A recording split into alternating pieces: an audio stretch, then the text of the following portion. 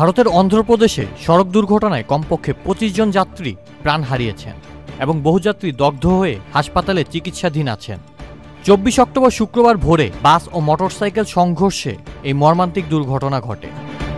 কাতার ভিত্তিক সংবাদ মাধ্যম আল জাজিরার প্রতিবেদন অনুযায়ী বেঙ্গালুরু থেকে হায়দ্রাবাদগামী কাবেরী ট্রাভেলসের একটি বাস কুর্নুল জেলায় মহাসড়কে চলার সময় ভোরে পেছন দিক থেকে একটি মোটরসাইকেল ধাক্কা খায়। সংঘর্ষের পর মোটরসাইকেলটি বাসের নিচে আটকে গিয়ে আগুন ধরে গেলে অল্প সময়ের মধ্যেই তা পুরো বাসে ছড়িয়ে পড়ে এবং মুহূর্তেই বাসটি আগুনের লেলিহান শিখায় পুড়ে যায়।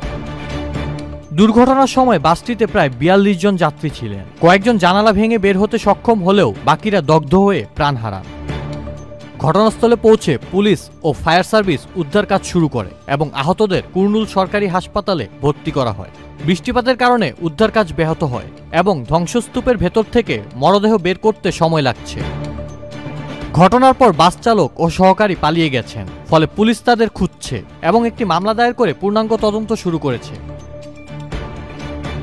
সরকারি সফরে দুবাইয়ে অবস্থানরত মুখ্যমন্ত্রী এন চন্দ্রবাবু নাইডু ঘটনায় গভীর শোক প্রকাশ করেছেন। তিনি মুখ্য সচিবের সঙ্গে আলোচনা করে উচ্চপদস্থ প্রশাসনিক কর্মকর্তাদের দ্রুত ঘটনাস্থলে গিয়ে উদ্ধার তৎপরতা তদারকি নির্দেশ দেন।